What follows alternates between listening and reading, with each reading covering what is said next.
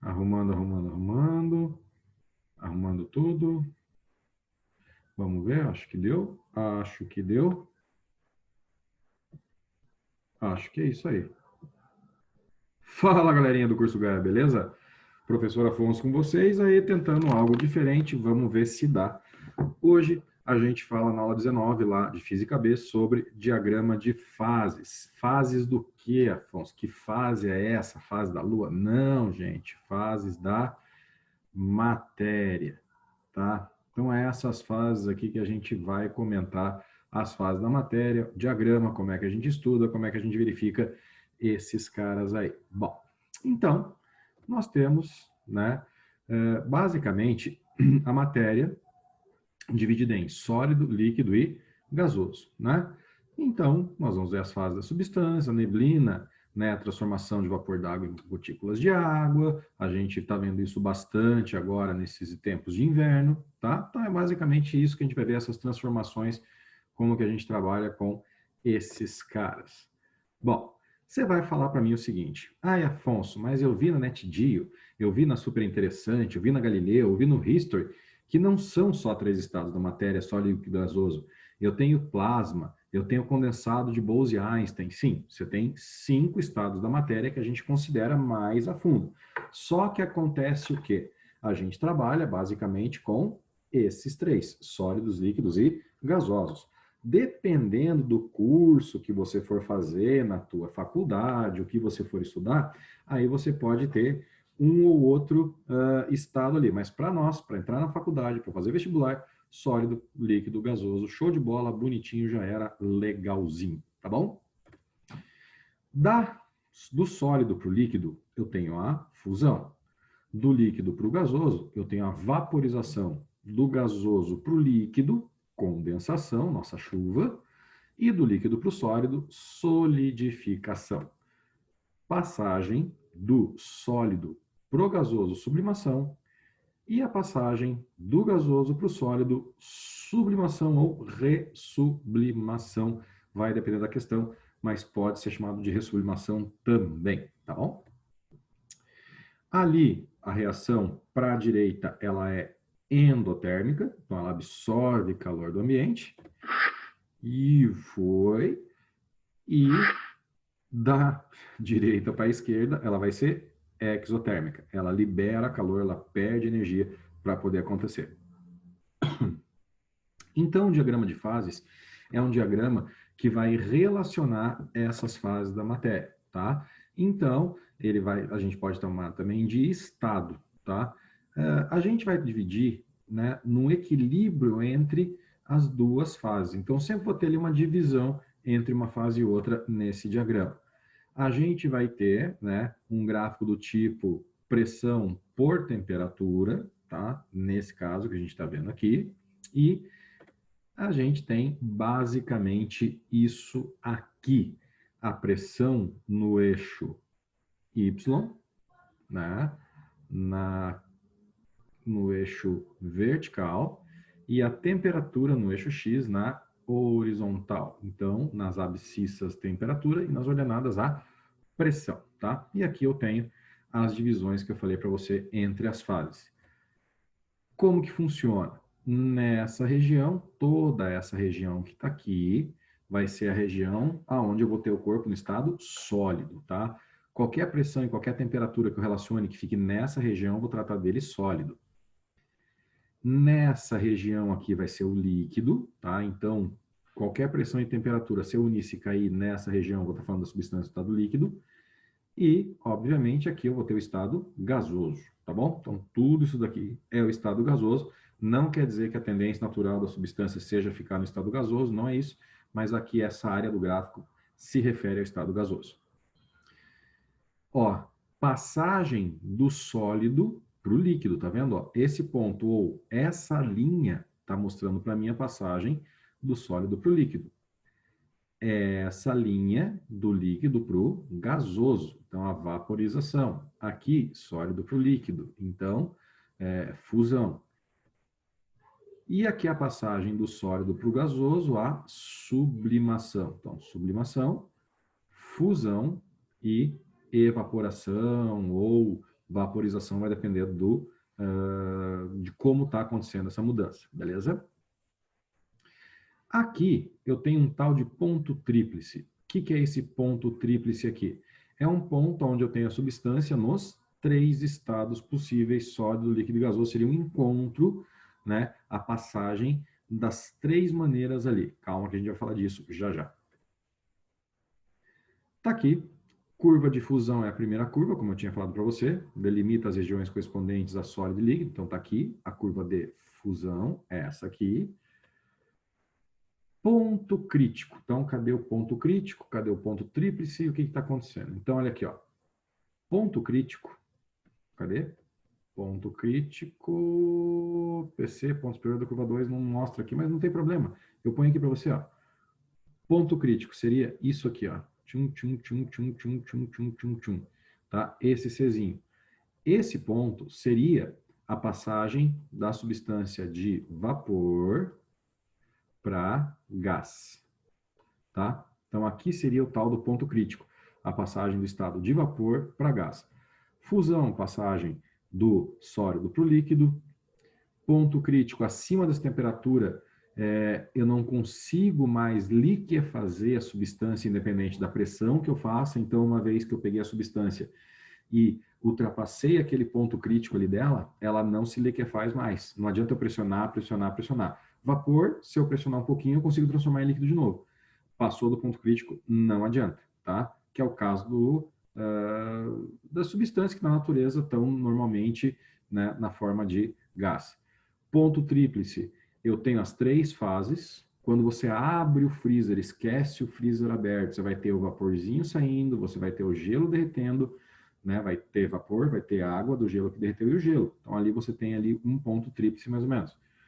Curva de sublimação, né? Sólido e vapor, e curva de vaporização, líquido e vapor, tá? Tranquilinho, só a nomenclatura dos caras ali para a gente entender. Para o dióxido de carbono, como que funciona? Só um exemplo para você visualizar um pouquinho, é esse gráfico. Então, eu tenho ali as 3 curvas, tá? As 3 mudanças, sólido, líquido e vapor, sublimação, fusão e a vaporização.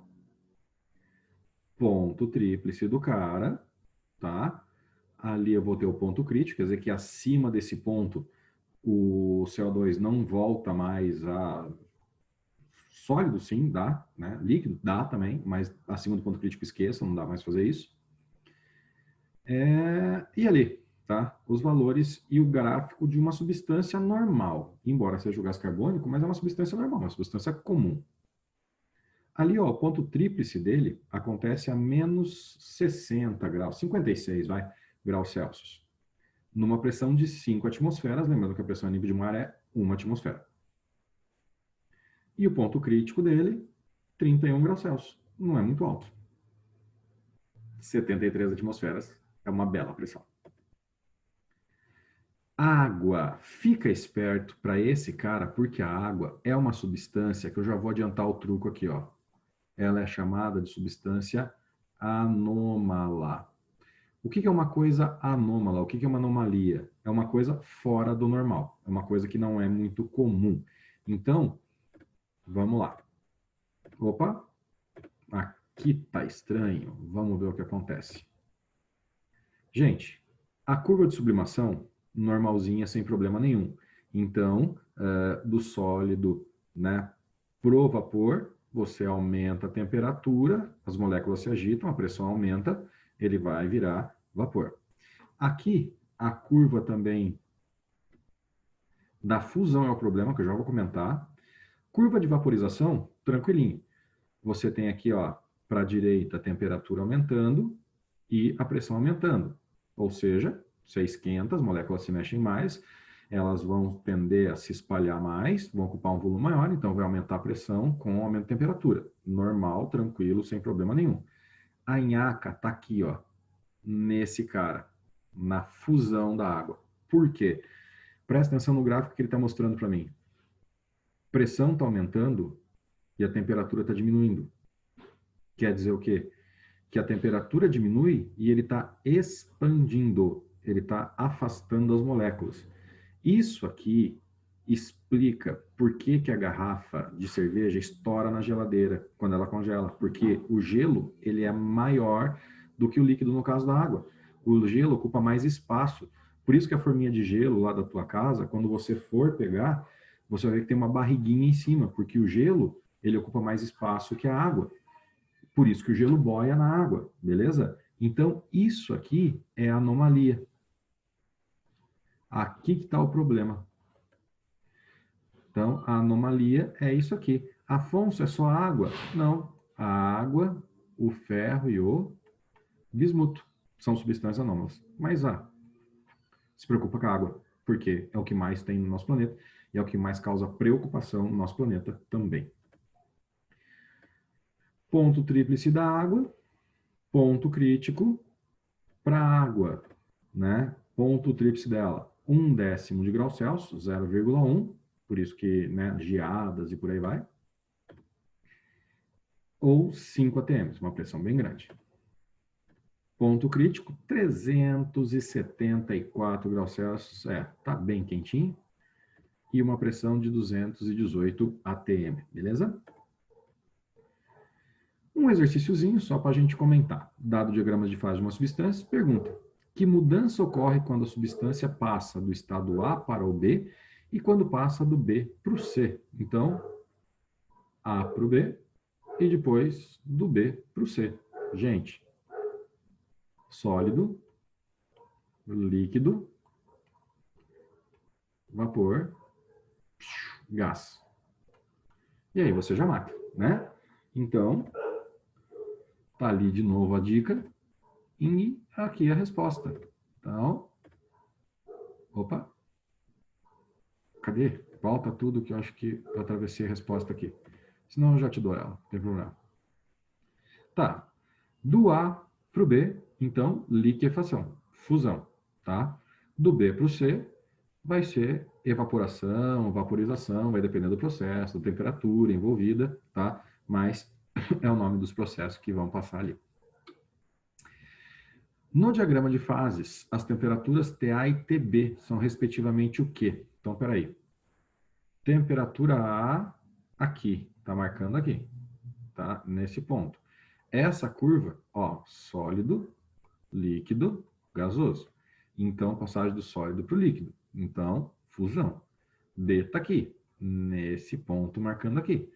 Passagem do quê? Do líquido para o vapor, gás. Então, ebulição. Então, temperaturas de fusão e de ebulição. Respostinha certa, letra A, tá bom? Equilíbrio sólido e líquido, tá? Então, a gente falou no dióxido de carbono que a gente tem a temperatura de fusão e a temperatura de solidificação, que vão depender da pressão que o cara está submetido. A influência da pressão, né, não se dá do mesmo jeito para duas substâncias, tá? Então, você vai ter ali a pressão influenciando de cada jeito, cada substância. Normalmente, na fusão, as substâncias dilatam, tá? Então, eu vou ter um aumento de pressão e um aumento de temperatura, tá? Que é o que está mostrando o gráfico aqui, ó. O gráfico está indo para a direita, ó. Está indo para a direita e para cima. Pressão aumenta para cima, temperatura aumenta para a direita. Experiência de Tyndall, também chamada de experiência de regelo. O que acontece com essa experiência? O Tyndall pegou um bloco de gelo, um arame com 2 pesos, colocou aqui em cima. Esse arame, no ponto que ele tocou o bloco de gelo, nessa região aqui, ó, o que ele fez? Ele fez um aumento de pressão. Esse aumento de pressão, tá? Ele fez com que o gelo derretesse a uma temperatura menor do que zero. Então, zero já é gelo. De zero para baixo, menos 1, menos 2 é zero. Mas aumentando a pressão, você fez com que a temperatura, né, de fusão fosse diferente, fosse menor do que zero. Então, você conseguiu cortar. Só que a hora que o arame passava, voltava ao normal. E aquela aguinha que tinha se formado para o arame passar, já voltava a congelar. Qual foi o resultado da experiência? Esses blocos aqui caíram no chão, foram para o chão, e esses pezinhos, né, foram para o chão, e o bloco continua inteiro. Continua inteiro? Não, continua íntegro. Por quê? Porque o arame ia passando, ele aumentava a pressão, diminuía a temperatura de fusão, ia cortando, virando líquido, mas a hora que o arame passava, ele voltava a congelar. Isso também é verificado quando você vê, por exemplo, pista de patinação. Quem já patina no gelo sabe.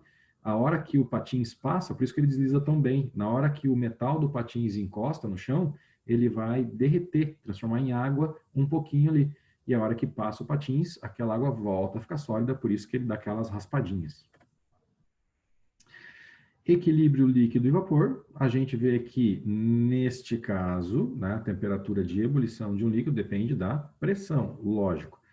Para qualquer pressão, né, o líquido deverá ferver a uma temperatura mais alta. Então, quanto maior a pressão, maior a temperatura. E aqui, a gente vai falar de uma coisa muito importante. Em particular, a água ferve a 100 graus Celsius nível do mar, ou 1 atm, tá? A ebulição da água ocorre em temperaturas mais baixas, né? Quanto maior a altitude, quanto mais alto, menor a pressão atmosférica. Então, a temperatura que a água ferve vai depender da altitude. Aqui um exemplo só para a gente ter, então. Nível do mar em Recife, ela ferve a 100. São Paulo, 760, 98 graus, ferve a água. Brasília, 1170 em 96. Quito, no Equador, 90 graus Celsius, 2.850 metros. Em La Paz, na Bolívia, 87 graus Celsius. Curitiba está mais ou menos por aqui, tá? 900 e poucos metros ali. Então vai dar uns 97. E, blum, choveu. Olha o que acontece no equilíbrio líquido-vapor, gente. Panela de pressão. Por quê? Quanto maior a pressão dentro do cara, maior vai ser a temperatura de ebulição. E aí, o que vai acontecer? A água ferve a uma temperatura maior do que 100, cozinhando os alimentos em menos tempo. Beleza? Pressão máxima de vapor, tá? Zero de pressão a 20 graus Celsius. Aumento a pressão ali, tá? Vou ter um movimento maior das moléculas. E se eu movimentar mais as moléculas, a consequência vai ser a temperatura também aumentar.